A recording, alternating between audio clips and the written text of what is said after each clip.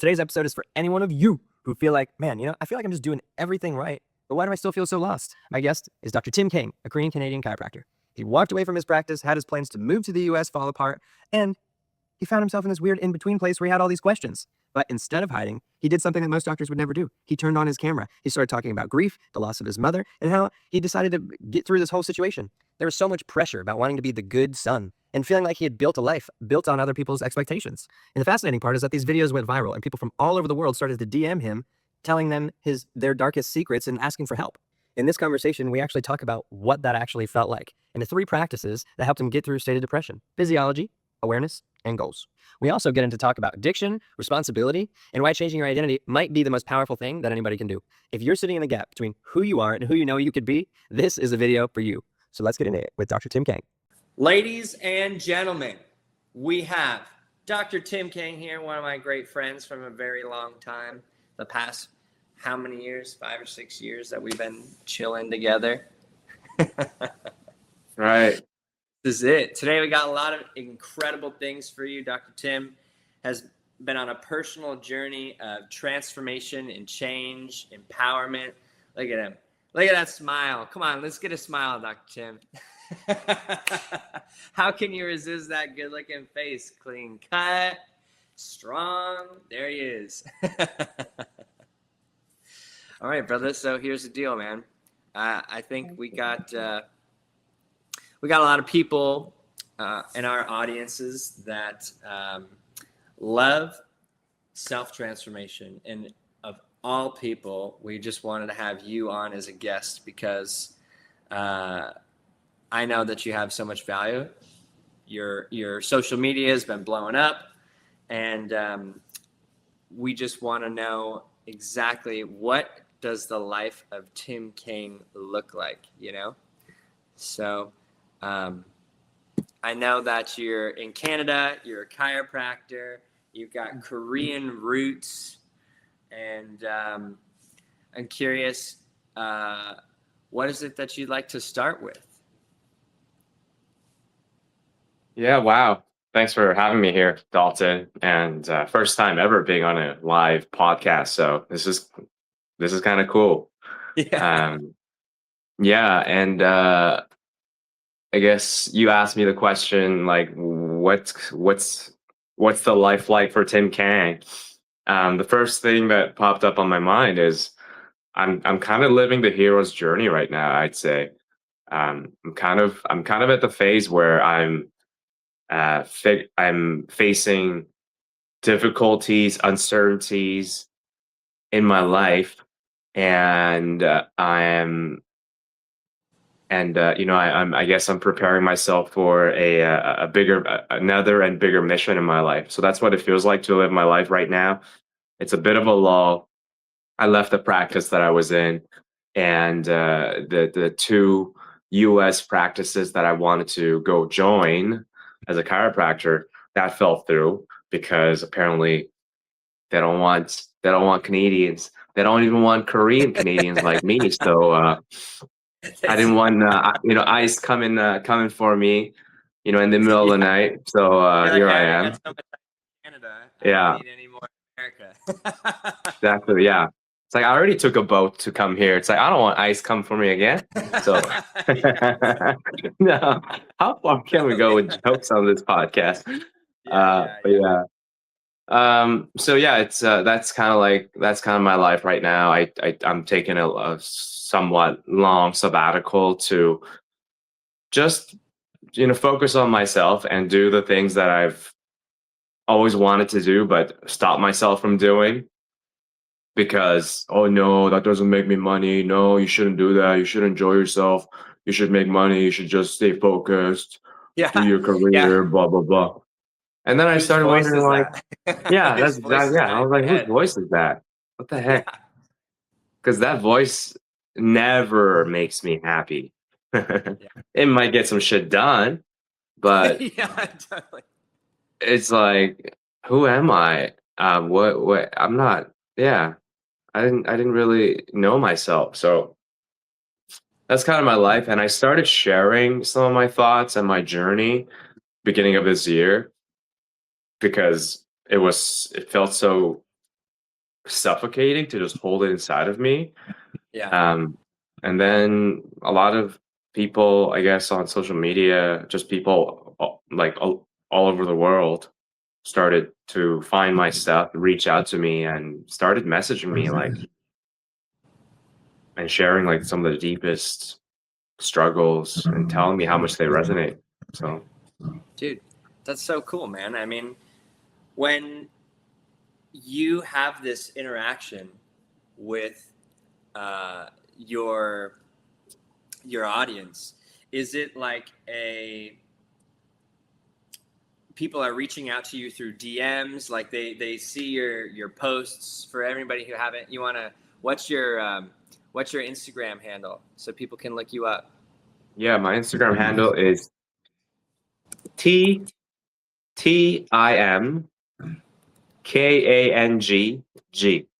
So it's like Okay. my name, Tim Kang, but with a T at the front and a G at the end. All right, I'm putting it in the comments. There you go. He's got his handle in the comments for everybody who wants to follow Dr. Tim. It's there. So when you're having these interactions with people, are they reaching out? What videos that you're creating do you feel like people are resonating the most with? Yeah, so there's a couple of videos that have attracted the most amount of new followers or people outside of my social circle. And the number one video is the one that has the most views. It has a little over 2 million views now, and that's Crazy. a video that talks about basically like, hey, basically the idea of, hey, if you've just because you've invested so much time and money into something, would you just stay in it even though you knew you weren't really happy? Yeah. Like that was just talking about that idea. It just kind of gets people thinking. And then another video of me sharing my experience meeting somebody who's also lost somebody they love. A guy at the gym who said he lost his daughter. And then I resonated with that story because I lost my mom 8 years ago. So I kind of shared that story while I was in the car. That story surprisingly had a ton of people message me about, just like DM me actually, that they resonate with. So this is something that you're finding that many people have experienced, right? I mean, people have experienced loss, whether, it's kind of up or down generationally, or like your brothers or sisters. But for you, when before your mom passed, like who were you before your mom passed? And then after your mom passed, who did that event introduce you to?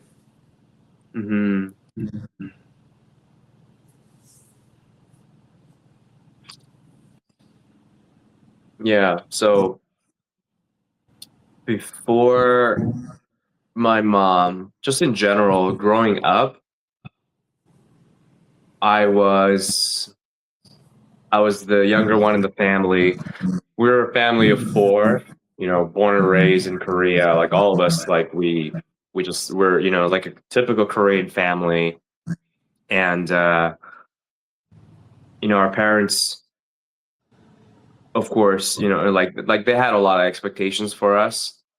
And I guess being the younger one, being the one that's sort of like peacemaker, the one that likes to kind of please. Like I had a close relationship with my mom, and what she expected me to do, I usually did. She's like, "Hey, make sure you're a good student. Make sure when you go see your parents, you say this and this to them. Make sure when you do this, blah blah blah." So basically, like that's just been like I've lived my whole life like that, and so I think for a long time throughout my childhood, I didn't really get to explore like what do I truly want to do, or like who really am I? Or like even just making decisions on my own was like some of the toughest things to do. I remember growing up. Like if I had to like choose my own, I don't know, let's say whatever, like I have to go buy a toy or I want to go buy a book, like I would have a hard time. Like because Yeah. I don't what do I want to do? I just felt like anxiety around it. So like fast forward, I go to university and even honestly choosing chiropractic school, like thank God I met all the right people for me to choose such a wonderful profession and go into chiropractic school. But the reason that I had considered chiropractic school in the first place is because I thought just by default that, oh well, I finished university, so now I better go into research or do more school because that's what people do. That's what a lot of Koreans immigrants do, and we're highly educated Korean immigrants, blah, blah, blah, blah, blah. Like that's just what I thought that was expected of me. Right. Was that uh, because of the influence of your parents, or like I mean, you grew up Korean in Canada.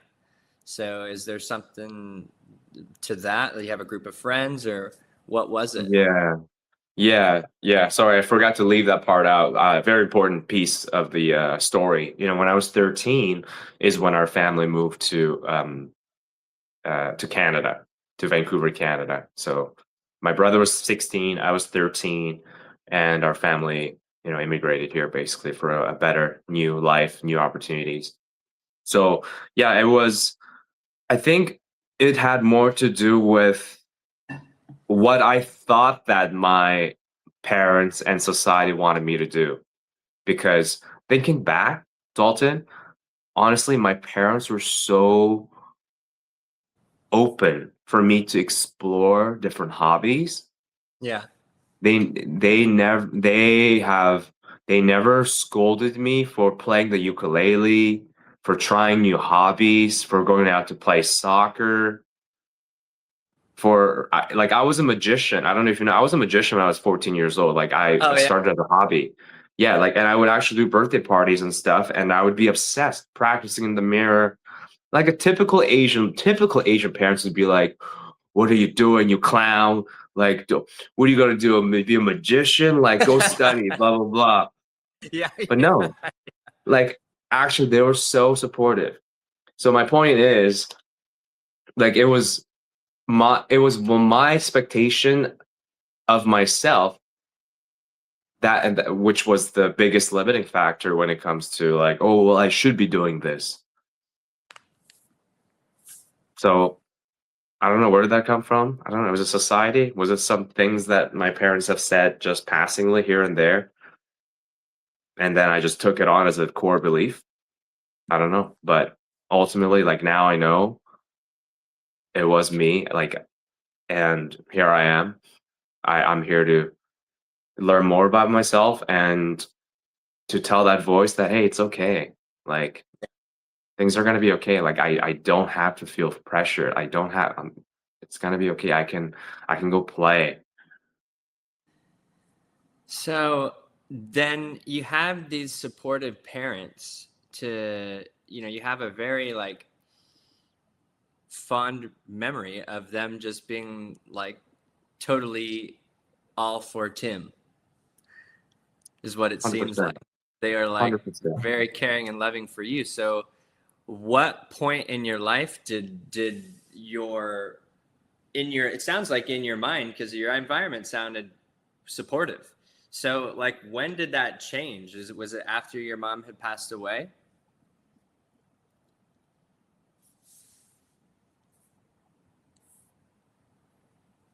I mean, they continue to be supportive. They always were supportive.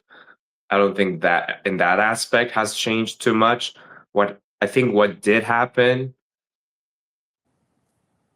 and it sounds even weird to even verbalize it, to say it, to be honest, but even after my mom passed, I think I think subconsciously I was still trying to prove it to mom or to please her, to Yeah. live to live up to her expectations.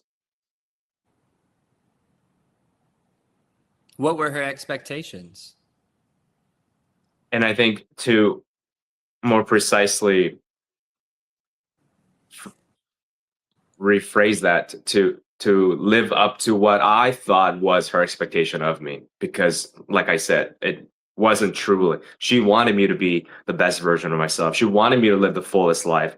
She wanted to she sacrificed herself so that I don't have to go through, you know, some of the stuff she did, living a tough life, etc. Blah blah blah. So she wanted me to just do what I wanted to do. So like it was like what I thought she wanted me to do, and what I thought that she wanted me to do was that I should go to a good school, get a good job, be good to your elders, make good friends, go get married to a nice Korean girl, Yeah. have 2 or 3 kids, have a nice house, and make good money. It's a checklist. Yeah. Yeah. When really all she wanted you was just to like be happy. Yeah.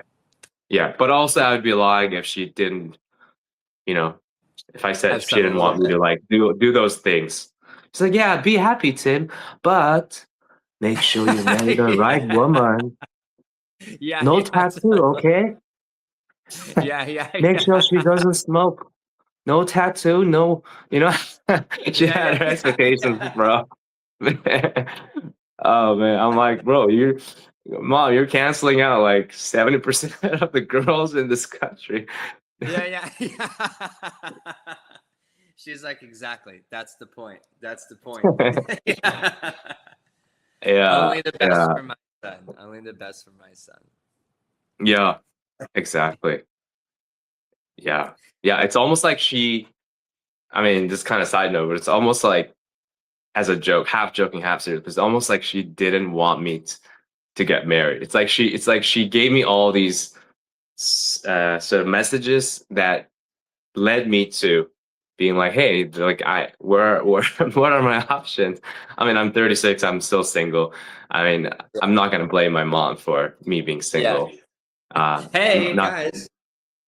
Hey. Or yeah, I think you're on this side when they do it. It's always backwards for me. I'm always flipping because on my screen I'm yeah. getting to. Yeah, Who's yeah. over there? Yeah, yeah, Yeah, yeah, yeah. yeah. Okay. But yeah, yeah. But anyways, after she's passed, I think I started basically just being really confused. Um, Kind of using the analogy of you've heard of Gabor Mate. He's a physician from Vancouver, Canada. I haven't. He's a trauma specialist. He's worked with people with addiction in the most rough part of Vancouver, downtown Vancouver, and now he speaks internationally. And he's got one of the books. It's called, I think, something. I think he uses the analogy of feeding the belly of hungry ghosts. The idea of how like when people experience trauma or when they have addiction, it's almost like you're trying to feed a ghost. It's like what happens if you take a burger or pizza and you're trying to like feed a ghost. It just it just drops right to the floor, right? Yeah. Um, Meaning that it's just kind of futile and you'll never satisfy it. You'll never satisfy the hunger of a ghost. Um, so that's what it felt like. I think kind of spinning my wheels after my mom has passed. I was like, man, what's going on? Like something's not working. I'm not happy. I'm not fulfilled. And then started my journey, I guess. Right. And then once you started your journey, I mean, there's this transition of going, okay, well, I really want to. Was it coming from a place of you wanting to express yourself to the world and share, and like through that you felt like you would be able to heal, or was it something where like you well, what was it? I guess I'm curious to know, like, what was the impetus of Yeah. choosing to like online as your platform? Yeah. Yeah.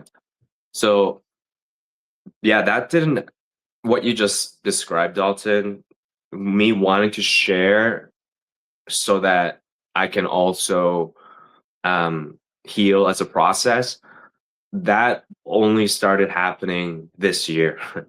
Like it's been Yeah. 8 years since my mom has passed, but it took me 8 years for me to be open to letting the world know that, hey, like my mom, I don't like my mom has passed away. So I think I was just going through my own sort of a journey, my healing journey, to lead to a point just a couple months ago where I could finally like open up to the world and talk about that.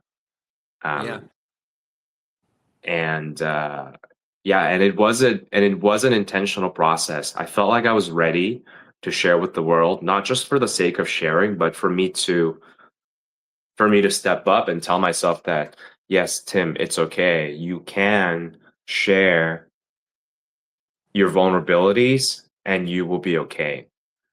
Nothing bad's going to happen. So I wanted to So do it for you, myself. right.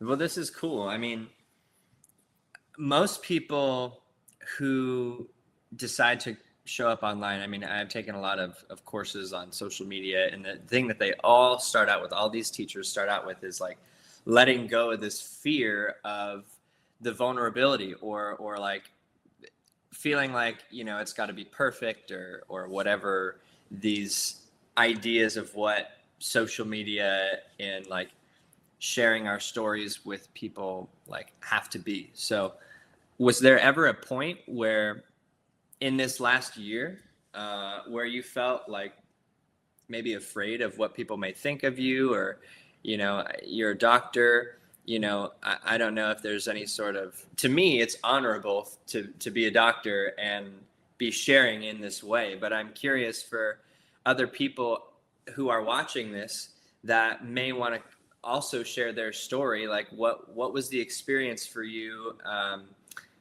coming into just starting into like where you're at now, where you have, you know, many videos that people are really enjoying? Sorry, can you repeat that question? I don't know if Yeah. I fully understood that. Sorry. Yeah. Okay. I'm curious to know if there was ever a point where you were afraid to come out and share your story. I mean, you just described Mm-hmm. that you felt like there wasn't, or that's what I Mm-hmm. interpreted. Like you were ready to share it with the world. Mm-hmm. Mm-hmm. But there's like, maybe was there a point where you were ready to share it, and then you're like, all right, I'm ready to do it, and then you're sitting there with a camera in front of you, and you're like, oh shit, what am I supposed to Mm-hmm. say? Or did it just feel like it came pretty naturally? You were ready. Yeah. Well, it definitely didn't come naturally, like doing anything first, for the first time. Um, I mean, I don't know if you saw my recent video about me saying I love you for the first time to my brother. Like kind of like that. Like it was very nervous. I was like thinking about it the whole day. And when it came out, it was a little awkward. You know, just like with a lot of first things, I think it felt awkward. Um, I would say the very first thing that I posted that was most vulnerable was sharing with the world that I've left my practice. That was a video that when I was about to share, I was actually shaking. Really? Yeah, like I had the What phone in my hand, Yeah.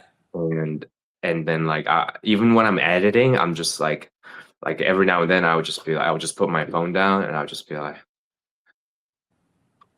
I would just like take a breath just because I would be like, oh my God, am I what like I had all these thoughts and fear of judgments from my old chiropractic school friends. They're following my page. They're gonna judge me for leaving my practice, blah, blah, blah, blah, blah. Some of my distant family, my cousins are following me on Instagram. They're gonna see that I'm gonna leave my work, blah, blah, blah. Like I was scared, man. I think growing up, I was super conditioned to be afraid of what other people think. I think a lot of Asian cultures, that's part of their culture. But yeah, I was kind of shaking. And then I posted it, and then I was just like, oh dear, I have no idea what's gonna happen. So I just kind of put it out there. So I'd say it still doesn't feel natural to me because every single vulnerable post that I've done, I was kind of like nervous about it. The post about my mom sharing, like, I'm in the car sharing the story about my mom for the first time on social media. That post, like, while I was editing, I cried like 3 times. Like every time there would be a portion of, because I'm like editing, like chopping, whatever, and I'm adding music and stuff. And I'm like, dang, this music is so good with this video, but it's so sad. Like I'm just like emoting to my own video. I'm like, Yeah. I'm like, You're like, yes. this is going, yeah, this I'm is like, viral, this and you're guy, going, man. He's yeah, just hitting me. I relate to this guy right here, man. yeah, yeah. I'm just like watching it, and it's like, dude, I was crying. That's so funny, man. You went So viral in your own mind. yeah, I'm like hearts, hearts, hearts, hearts. Yeah, yeah, totally. That's so Yeah, funny. like, where's his Patreon, bro? Let me Yeah, let me put him like yeah. this. That's funny. Where's his Patreon? This guy deserves a lot of money, man. Yeah, yeah, God damn. yeah. Wishful thinking, bro. Wishful thinking. Yeah, yeah, that's funny. Yeah. Oh man. Yeah. But but yeah, so it is not it still isn't easy sharing some of my very personal things on social media, because I'm not used to doing that, like, in a lot of places in my life, not even in my close relationships. I think I just grew up feeling like it's not safe to be super vulnerable. I think that's the belief that I had taken on that I'm currently just, still working on, Dismantle.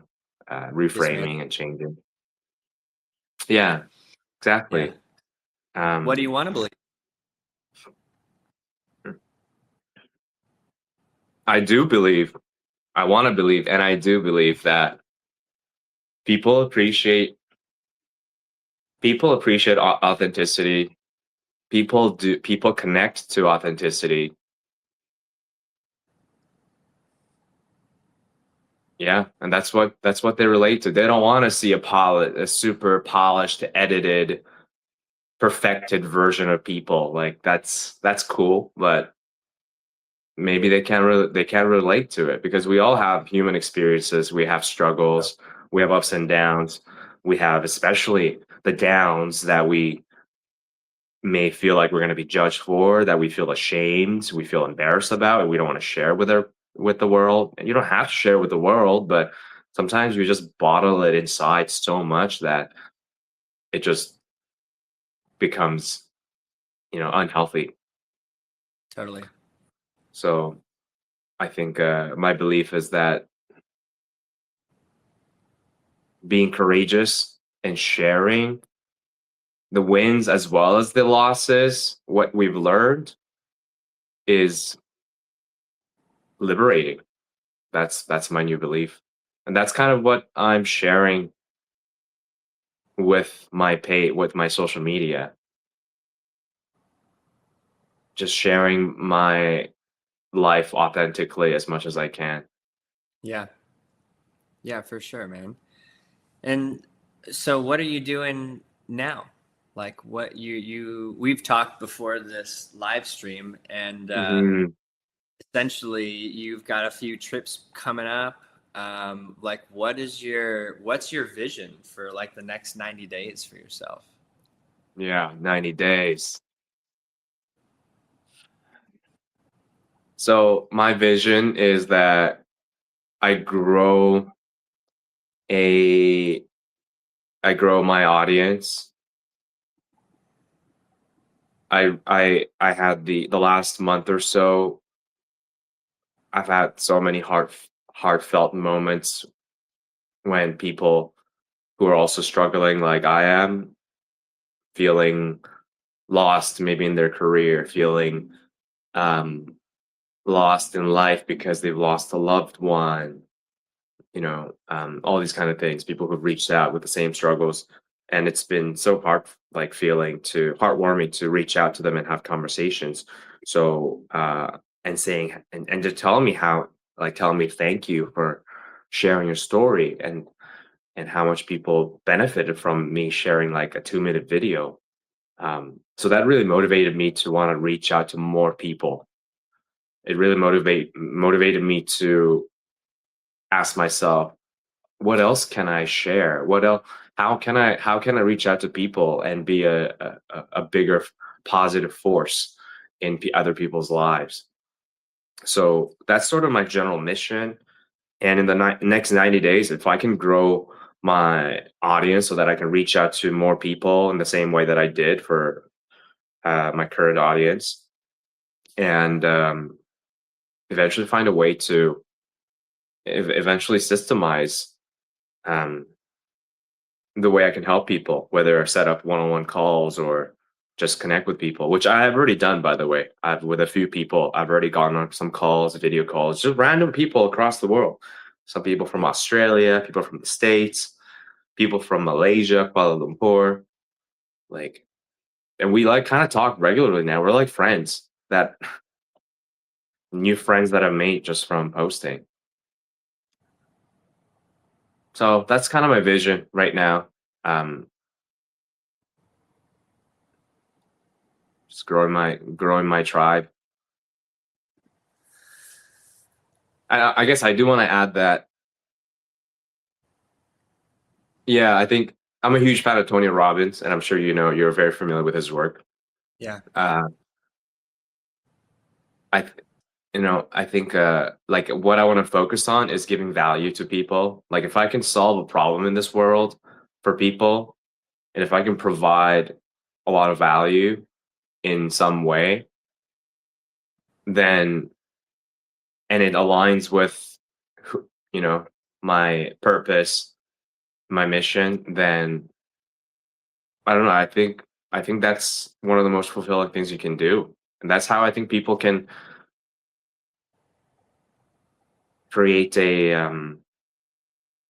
think that, yeah, if that can be your career, like that's incredible. And not saying that I wasn't doing that as a chiropractor, helping people, but I guess I really enjoy the creative side of things in what I'm doing right now. Yeah. Would you have an idea of like a way to combine the two? Yes, absolutely. Like recently with one of my followers that I connected over the DMs, we've had long conversations over the last few weeks, and I've shared something that I truly believe in and that I practice with myself. And I think that those 3 things that I practice in my life that help me get out of depression, that help me just kind of keep moving forward, those things come from my chiropractic background, having the knowledge, having the medical, the knowledge, and I can give that information to people. So those 3 things is, so number 1, like when you're in a struggle, when you're lost, when you're feeling sad, depressed, there's 3 things that I practice and that I want to encourage people to practice. Number 1 is you got to change your physiology. Okay, it's like whether it's moving, going for a walk, exercising, going to the gym, doing yoga, or even healing your body. Like for example, I had gut issues like my whole life. Like that's a whole different story, and that has affected how I operate as a whole person, what kind of personality I show up as, because there's something called systemic inflammation. And if there's inflammation in your entire body, it affects your brain, affects how you think, affects how you feel, affects everything. So what I'm saying is, like, you got to take care of your vehicle. You got to heal your body. You got to move your body. in order for you to get out of whether it's a mental loop or depressive thoughts, whatever you're in. That's how you break it. Does that kind of make sense? Yeah, absolutely. Absolutely. Absolutely. And you live that too, Dalton. You're a Yeah. chiropractor, so you know that. Right. So, and number two is practicing awareness. It's like you gotta at least be like practice the skill of being aware to even know that you're having certain thoughts, to be aware of where you're at in your life, to be aware that what you want and what you currently actually objectively have, where's the gap? How is it not matching? It's like the ability to just kind of be aware of that for you to take the right action is really important. So I always suggest meditation, or if it doesn't always have to be meditation. It could be a prayer. It could be playing sports and being in a flow zone, being in a flow state where you can be in a meditative state. So that's number two. And number three is having goals. Having goal without I've lived, like, I've had moments in my life, even just working as a chiropractor, I love my job, blah, blah, blah, but I didn't have a goal in mind. I would just show up to work. I would have fun adjusting people. I would have fun connecting with people, blah, blah, blah, making money, blah, blah, blah. But I didn't have a goal. And when you Yeah. don't have a goal, when you don't have something to look forward, all the other things on the side, they come in and they tell you, no, you should try this. No, you're not good enough. Like all these voices that tell you, keep you distracted. The devil's voices, they will enter your subconscious mind if you don't put the blinders on and move towards something. So, sorry, I kind of talked for a while, but those three things: moving your body, sharpening your awareness skills, and thirdly, having goals or purpose. I think those three things, my background as a chiropractor has really helped me to um, to come up with to practice those, to live those, and to kind of share with people. So yeah, I think that's, if you ask me the question, okay, how can you combine those things together? You as a chiropractor, I want to social media. Absolutely. Like, maybe I wouldn't be able to adjust people who are in Malaysia, people who are in Germany. Maybe I couldn't adjust them over Zoom or whatever, but could I share them these tips and techniques? Could I get on the phone, call? Can I coach them through Yeah. some of their struggles So, and that's me, maybe not necessarily being a licensed chiropractor per se, but I can have the title as a chiropractor, but my identity is a healer. I think that's the most important thing. Absolutely. I agree for sure, man. I mean, there's so many aspects of having a healed identity, you know? Mm, Meaning I really love that you start with physiology rules. This is for sure a principle and law of nature. Things that move stay moving. Law of motion, or what was it? An object in motion stays in motion, right? And you do. We've both done jujitsu different times, and that, like, movement or the grappling. It's not that it's only a male thing. There's people, men and women alike, who love to do jujitsu or love to go to the gym. I think the culture around exercise and being healthy is so much more vast today than it has mm-hmm. been in other True. times, only True. because people are keyed into this idea that maybe what they've learned in medicine and Mm-hmm. is changed. Well, what I will say is COVID was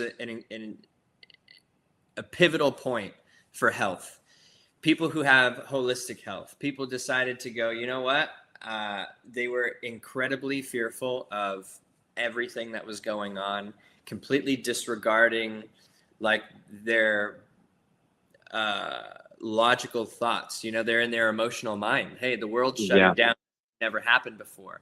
And all the Yeah. logic started to go away, you know, doing simple math, seeing like, wow,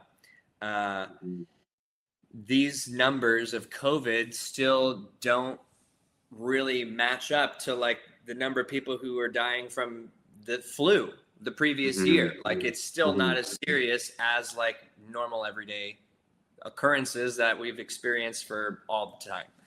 So I think that as time has progressed after COVID, you know, they come out with studies that show the mRNA vaccine is actually having deleterious effects on your DNA, or there were adverse effects with young men when it first came out. You're seeing blood clotting issues more. And because of this worldwide shift, people started to question whatever they were being told, is that true or not? And opening themselves up to going, wow, you know, also feeling like their health was under attack when really debatable if it was or not.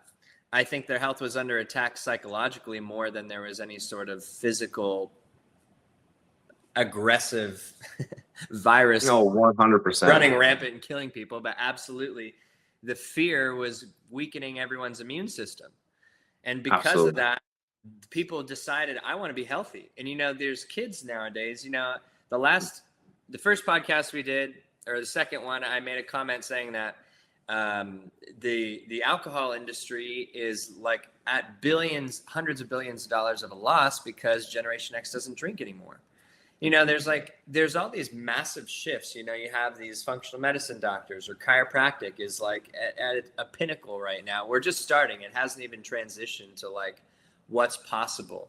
So to talk about your number one, I'm all fired up about this one. You know, number one, nervous system function and getting in our bodies, like that, just exercise alone. If people just decided to exercise, like so many challenges and issues physiologically will have way better outcomes. Like you digest food better, your blood pumps through your veins better, your brain is doused in dopamine and serotonin, you sleep better. When you sleep better, you recover better, you get more testosterone when you're working out. Like there's so many things that are benefit just from working out. You know what I mean? So I 100% think that you being able to create an impact for people regardless of where they're at geographically, just out of the sheer knowledge you have of being a doctor and yourself, you live by these principles. So like, I'm just so proud of you, brother. Like it's cool to know that this is where you're headed. You know, you're moving at Mach speed towards a total healer. You know, number two, you said, was awareness. Like this is where you're like feeling like you're at. And it's not like awareness isn't a destination. You don't arrive at awareness and then it's done. It's like as we progress in life, we end up having more and more awareness because we haven't experienced life at the level that we're living it before. So then it becomes these new challenges where, you know, like right now, I mean, I'm in chiropractic school, I'm in business school, and I'm running a business. You know, I play in a band, I have a relationship, you know, taking care of this little sleepy kitty over there, you know, just all kinds of stuff. I come home, make food, you know, like so much, you know? So my awareness is like, wow, in order to do all this, like I have to be doing 10 times more in order to accomplish these goals. Like I am slacking. Like I can't treat this like in like high school or undergraduate school. Like I have to step up my physical health. Like I literally felt like I wasn't in shape to be this aware. You know, like I didn't have the endurance to actually accomplish this goal, which is your number three. Right. Like, okay, I'm aware that this is what I want, and now I'm writing the goals down, and now I'm like, shit, man, I got to be doing 10 times more. And then, you know, the aspect of awareness, going back to awareness, and this is like the course that I created, was figuring out, okay, well, how do I take responsibility for these goals, and how do I look at 10xing my life and not burn out? Like, Yeah. that's the, I think that's the challenge that I'm going through now, is feeling like, not that I feel burnt out, but the challenge is like, how do I produce 10 times more without running myself into the ground? Yeah. You know? Yeah. Mm-hmm. Do you Wow. feel like, have you ever felt like you what you're doing, just, well, what are your goals? Let's just start that. Like, what are your current goals? You have the 90 days to grow your audience, but what about some like long-term visions that you have?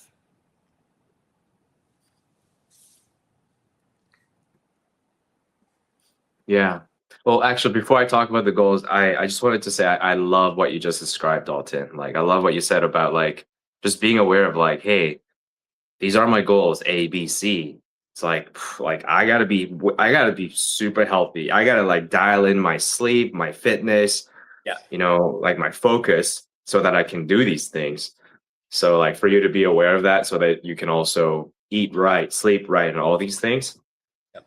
I think that that awareness is so important, because otherwise people just keep wondering like, hey, why am I tired? Why am I not hitting these goals? Why am I not taking action? And then yeah, they don't, and then they forget that it's a holistic thing. And then to add to that, what I have personally found for me is like I've also I've also found out that I like there are things that I'm good at and there's things that I'm not good at. And I've become okay with even just saying that to myself. I think for a long time I wasn't too comfortable like facing to my like saying to myself that, you know what, that's Just be not really real. your thing. You know what I mean? Yeah, Yeah, yeah. like I don't want to be negative towards myself. I don't want to like give myself a limiting belief, but I got to be realistic and tell myself that, you know what, I have strengths and I have weaknesses. Like I could be a Bulbasaur and I could be Pikachu. You know, Yeah, they all got their strength and weaknesses, baby. You yeah, know, yeah. if you're a Bulbasaur, then you know, and you got like a Charizard that comes after you, fire's gonna burn you. Yeah, yeah, And you know, yeah, yeah. and if you're a Pikachu, you're gonna thrive in water. You know what I mean? Like everybody's got their strengths and weaknesses, and I'm okay with accepting myself. So I think when it comes to like just doing things, I try to be aware of that and then put all my chips towards where my best bet's at. And I know that's not always easy, because I also do believe in human potential. But yeah, I just did wanted to mention that. Um so what's my long-term vision? My long-term vision is to be is it's like how can I add value to people's lives in a bigger scale? Like that's my long-term vision. Um, I haven't figured out what exactly that's gonna look like. Like right now, I'm focusing on growing my audience, which is awesome, Yeah. telling my story. And I have this knowledge to be able to help people because I've studied it. That was my profession, and I've lived it. So whether that looks like some online coaching, online products, or Yeah. even physical products, I haven't figured it out. I yeah, I haven't, honestly. Yeah. So I'm still in that journey where I'm figuring what that is, figuring out what that is. Um, Well, but I dude, you do just know that. described like a perfect system, bro. Like, I'm you just sorry. you just described like a perfect system. You already have three things. You got like three pillars, man. You take you like a weekend and you can have something to give to people for sure. Yeah, yeah, yeah. That's true. Yeah, yeah. So those three things, I do want to deliver that to people. Yeah. So I'm on that journey. Like even just hearing from you, it's funny. Like In my own head, I think what I know is like, no, like, but that's just too generic. No, but that's everyone knows that. Like, I have, like, I'll tell myself that. And then I'm like, and You then of know? course, now we know as chiropractors, it's something as simple as like, you should probably sit up when you're, watching TV. And a lot of patients are like, what, really? Oh, wow. Yeah, Yeah, that would yeah, help with yeah. my posture. Dude, It's like shit. Like people actually don't know. bro, And this stand, this is a little laptop stand. The I computer's saw on. that. Bro, this laptop stand, I should be an ambassador. If you made this laptop stand and you're watching this video, make me an ambassador. I probably sell 100 of these things already to other people, just on Amazon. Not that I sold it to them, but this thing, it gets your screen up so your head's not jammed to your Yeah. neck. I mean, so simple. I mean, I actually had somebody the other day call me and thank me, a few people actually, this last week. They're like, thank you so much for the freaking laptop thing. And changes the world. Big, tall people looking at a desk. I mean, it's crazy. Mhm. Yeah. Dude, it's funny. I thought the exact same thing. Well, what I thought it was like, bro, I should have been the first one to make that. Like, well, Yeah. it's the person who made it. It's not even a chiropractor. So I'm like, dang, the fuck am I doing with my life right now? Let's it's like, come on. But I reached out to him too. I was like, hey, like if you need a sponsor, let me know. But I didn't hear anything back. But um, it'd be awesome if you can be an affiliate. I mean, you can ask for an affiliate link or something. Yeah, So right. because you're in chiropractor school, just Yeah. Yeah. So, But dude, you got a system, bro. You got 3 steps to a system. I'm telling you, we should get together after the live and do it, bro. Because I mean, hey, I built my business. I've got a course. I got a phone app on Apple and Google. Like, you just make some videos. You can make a workbook. Like, you really could create a super simple plan to help people. Like, what you have to offer is so valuable. Like, you could create something like next week, bro. Like, and just start with like a simple webinar. And like, I would want to be at the webinar, like if you're like, hey, let's just talk about these 3 things, like just do a webinar and get people's emails. You know what I mean? And then people who want to more, you go, okay, well, let's just build it as you go. I mean, you have the knowledge and you're already talking to people one-on-one. Like, you already have a system if you just wrote it down, and then, figure out what kind of exchange you want from you and your audience, like monetarily or like, maybe whatever. Like, bro, what you have to offer is so valuable and everybody needs it today. Like, people are feeling really sad. Like whatever you were feeling prior to this year, like this is the majority of people are not satisfied with life. Yeah, that's reminds me of Tony Robbins' quote. People are drowning in information but thirsting for wisdom or something like that. Yeah. Well, the thing We're all about plugged in. Yeah, we're overwhelmed with so much information, but we are seeking for guidance, wisdom, someone to connect to. I have 3 interns now, and every one of them, I was like, hey, I have this internship opportunity, or you could work with me as an independent contractor, do the same thing that you would as an intern, maybe a bit more because you can't make an intern work for you for free because of whatever laws. But like, you could be an independent contractor and get paid for it. And they're like, I just want to learn your course. Like, I just want to be around you and our team. And I just want to be like in a better environment.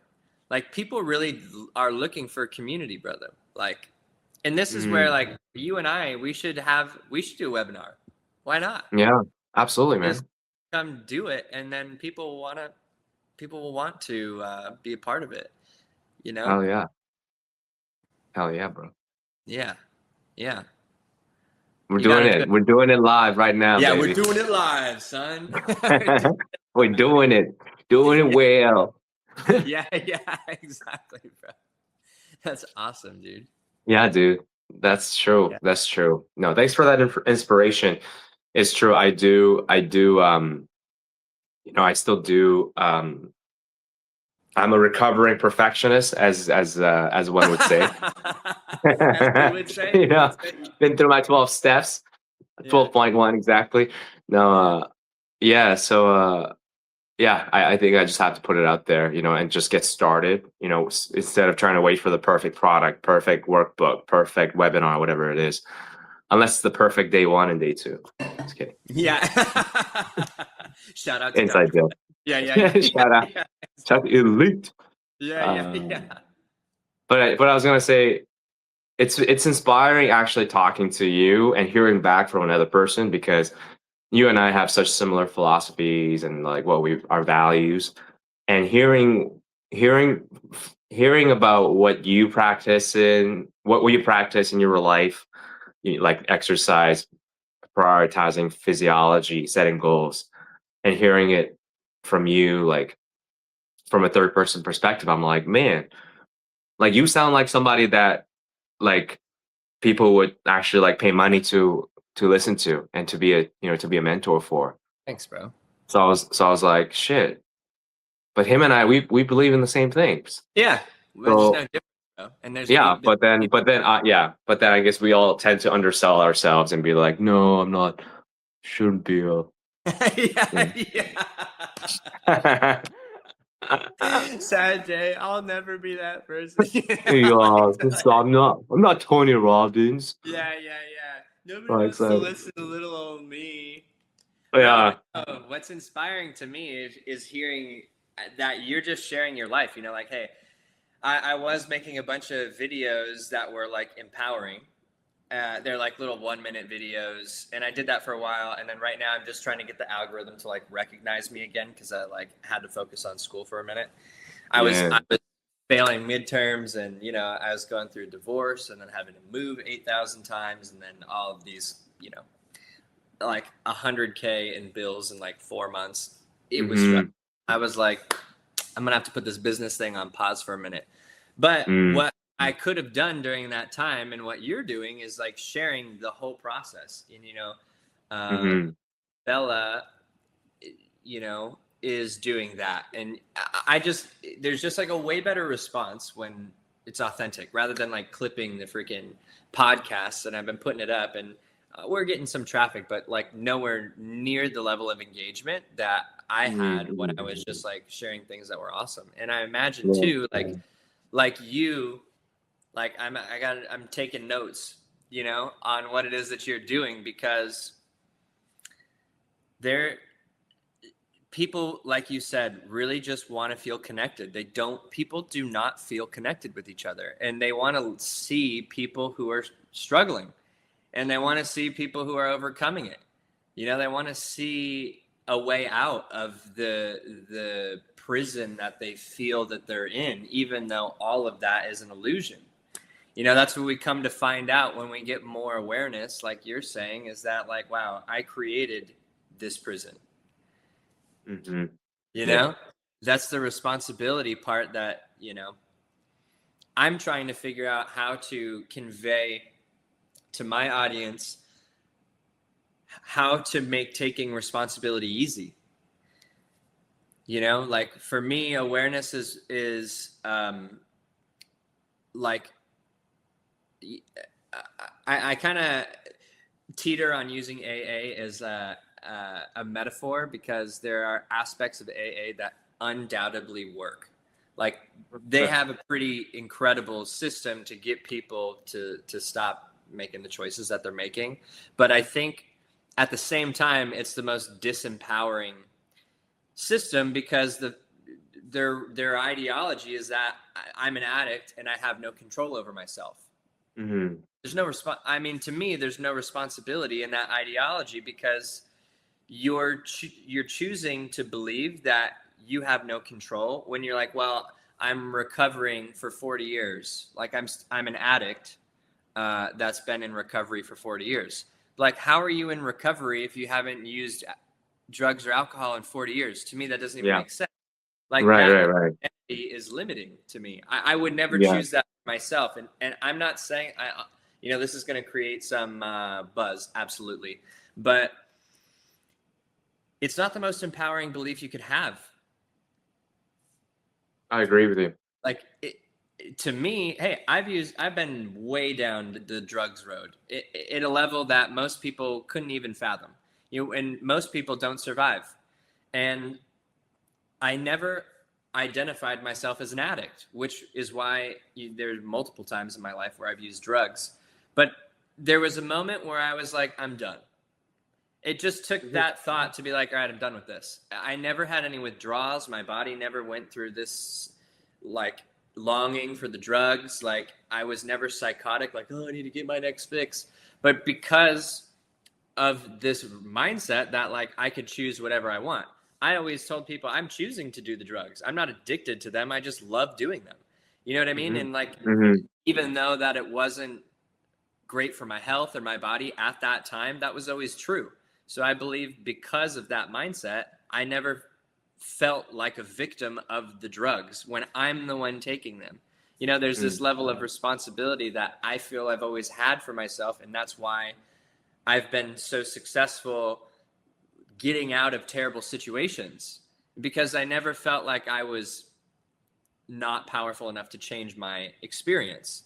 And so the challenge that I'm facing right now is like, how do I take somebody whose belief system is that of a victim, unintentionally or intentionally? Some people who have a victim mindset choose that because it's comforting. And other people may not even realize that they're perpetuating this ideology that nothing can change for them without somebody else having to do it for them. So I'm trying to figure out, how do I take somebody who's in this mindset and go, how do I show you that if you chose to take responsibility for every aspect of your life, then that is the start of like this massive shift into who you really are. And people think that they have to become something new, which to me is also an illusion. You can't become something new.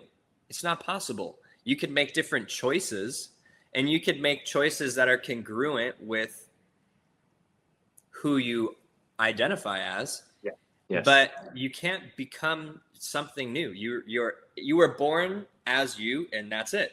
Like, and not to disregard how we feel. It's not to say that you never have a high and a low, and it's always going to be this way. But instead of being so drastic, you're trying to figure out like a high and low that's a little bit more centered, And so, man, it's just like scary. People will go through the first page of my workbook, and then some people quit before they even write the first question, the answer to the first question. It's not like I'm asking like, they're just responsibility questions in the first person. Like,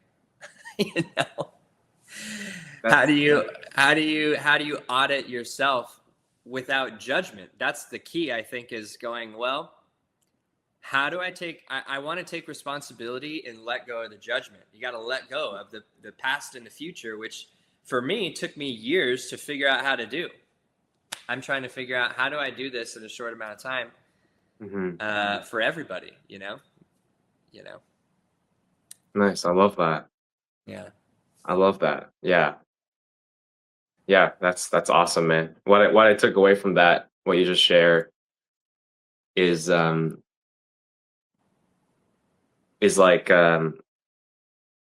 it's starting from what you talked about with AA.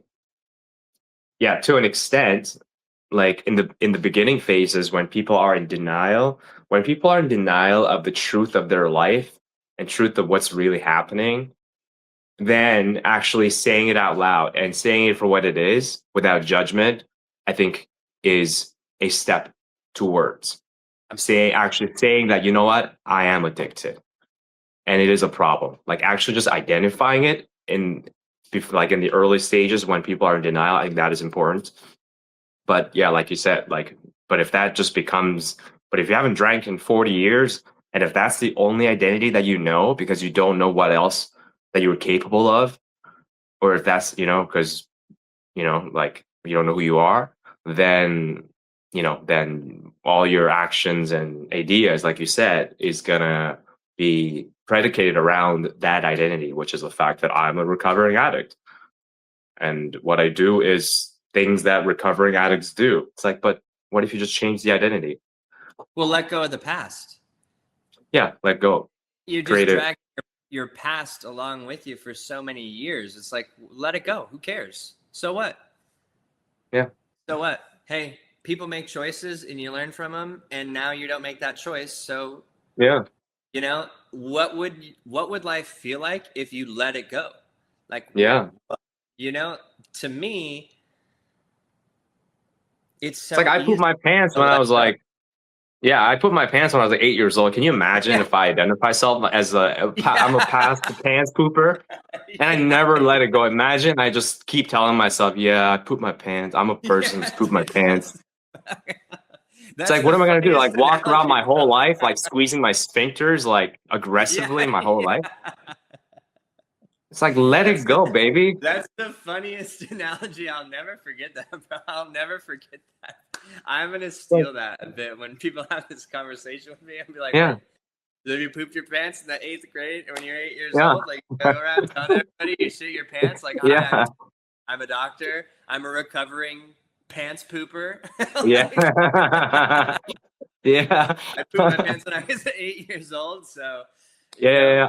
I'm a recovering pants pooper. I can never let things go. Yeah.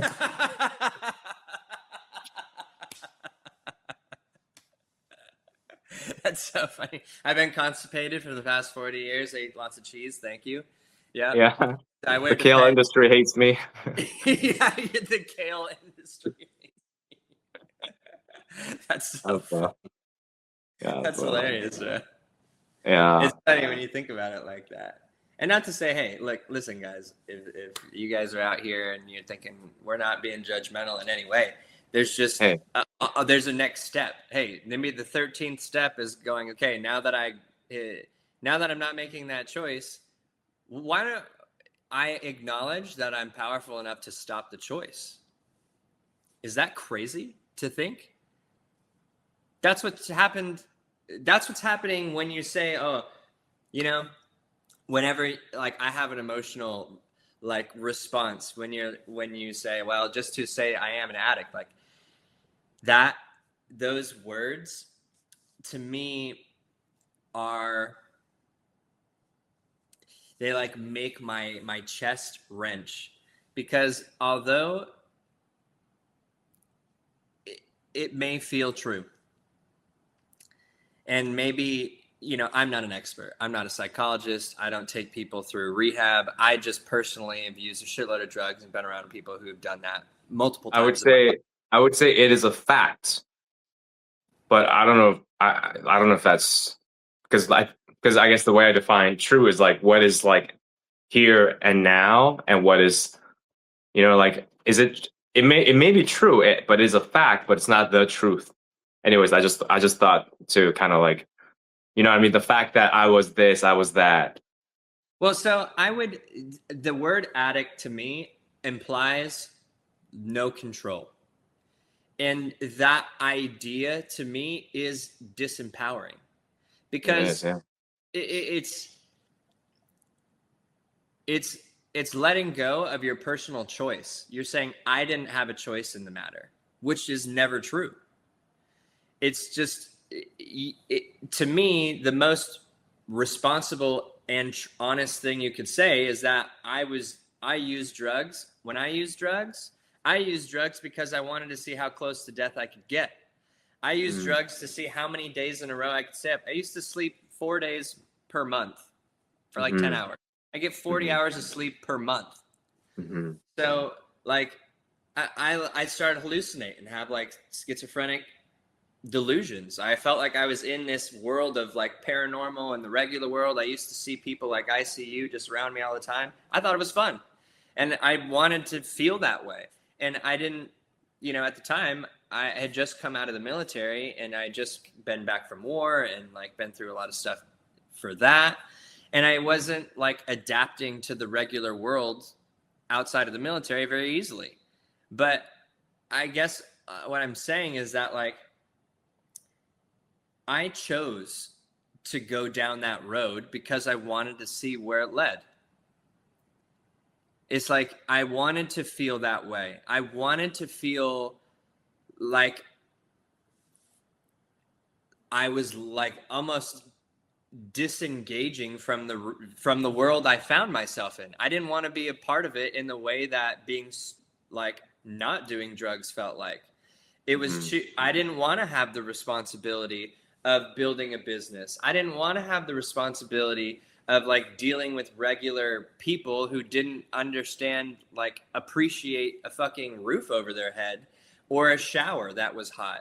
You know, I was talking with my cousin last night. He's in Alaska, like in a village. It's like negative 40 degrees.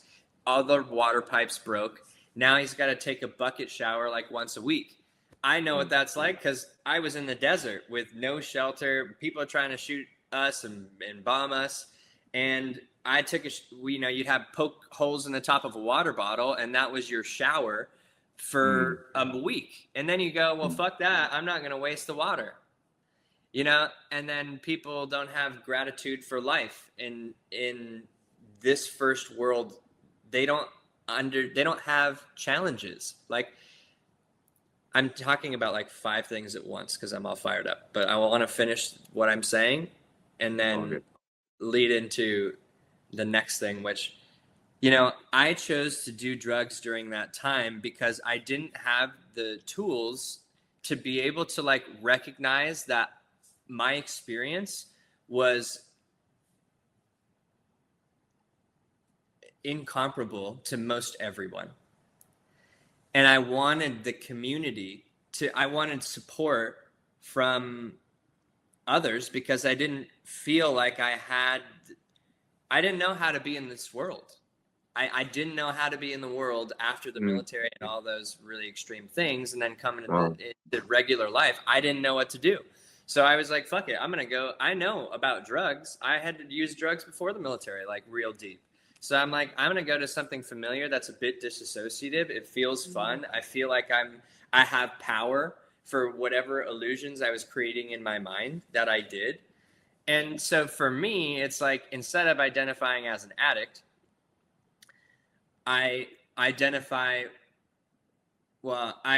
instead of identifying, I'm just like, I didn't know what to do. That's the truth. It has no identity. The fact of the matter is that I didn't know how to integrate back into the civilian world after such extreme conditions, and then talk to people, and then people to like hate on Arabs. And they were the most welcoming people to me. So like they just totally, I felt so misunderstood. I didn't feel like there were as many people in this world who understood, even my own family. They didn't understand, you know? I mean, some of them, not all of them, but there are people that I really love that just didn't get it. So that's the truth. And I chose to deal with those emotions with drugs because it felt like I didn't have to face them. It was avoidance. I was avoiding that feeling, you know? Yeah. So, I mean, Bella and I were talking the other day about struggling. You know, I think people in America feel like they have all these mental disorders and they're depressed, and suicide in teens and children is like off the Richter scale. And I believe that is happening for multiple reasons. Like you said, physiology rules. So whatever they're not doing, they're on technology, which is crushing their nervous system and killing all their energy. They're putting terrible food into their body, and that's creating thoughts that are not great either, you know, and they don't have struggles. Like, it was actually easier to be at war than it was to be here. It was easier to have to survive. Like the aspect of survival felt easier at war than being in this apartment trying to build a business, or being in school, or being just a 9-to-5 job. Like, I've been all these things, and actually war was easier because there's less to focus on. You eat when you eat. You may be out of a bag. So then you're grateful for a hot meal sometimes. It's not some like chemically charged fucking thing that's supposed to constipate you so you're not hungry, blows up inside your stomach so you feel full forever. Like a shower, you know, sleeping in the dirt, you know, listening to fucking animals who can come tear you up and hope that that doesn't happen. Like, grateful for life, not being shot out of the sky, you know, seeing people shooting fucking RPGs at you and tracer rounds, you know, every other day. You know, it's intense. And that is easier because you're like, I have no control in this matter. Like, I volunteered to do this job and to, you know, on a whole other topic we don't have to get into, you don't understand why you're there, and you realize that like halfway into it. So then you're just like, I'm just here to make sure like my homies don't get fucked up, you know? Mm. Because the point of why I'm here, I have no idea. It doesn't make any sense. But I do know that that motherfucker right next to me is a solid dude or a solid chick, and I'll do whatever the fuck it takes to make sure that they're safe. And then we can smoke a cigarette and watch the fucking world burn, because that's what we volunteered for, apparently, you know? Yeah. And, man, it's just like people in situations that they have to like survive, whether it's find their own food or, you know, make sure that their family is safe. Like, I think that there's a higher contrast in like unsafe and safe, and the times that you feel safe are so rewarding, and then you, because you have less to focus on, you like sing with each other or tell stories or play fucking games that are like a deck of cards, you know, like shit that's communal. You're like dance just because you can, you know, you just try to make the shitty situation full of color and life, you know? And that is easier than being in this world with so many options. It's like there's too much to choose for people. They get stuck. So, I don't know, I totally just went on an absolute word vomit, but No, thanks for sharing your story. That's you know, your journey. I haven't heard that side of your story, your journey in detail, but it's true. It does make sense, as like when you have that contrast of people who are just trying to survive and thrive versus people do have. Yeah, that's really cool for you to be where you're at now after the military, having gone through just what you're familiar with, which was drugs at the time, and yeah. being where you're at. That's awesome, man. Well, it's so this is, I mean, we're definitely gonna do this again. This was super fun, man. Yeah, totally, bro. Totally. Yeah. We got to do something for the peeps, man. Let's create something and do a webinar together. We'll do like a weekend. Yeah. Is anyone online right now on any of the platforms currently? I don't. So this is the first time I've done this. I don't see any, but it doesn't mean, it could just be me too. I haven't done the live. You're subject number uno. Just the two of us. Just the two of us. Yeah. Yeah, baby. But yeah, yeah, we'll definitely do this again, Dalton. It's I really enjoy this conversation because, you know, you're my homie and we haven't caught up in a while. Yeah. And I feel like every time we do get together and talk, we you know, we have lots of laughs and we talk about stuff that just resonate with one another. Yeah. Which probably means that, you know, what we talk about probably will resonate with the people who are like us. And I know there's a lot more of us out there.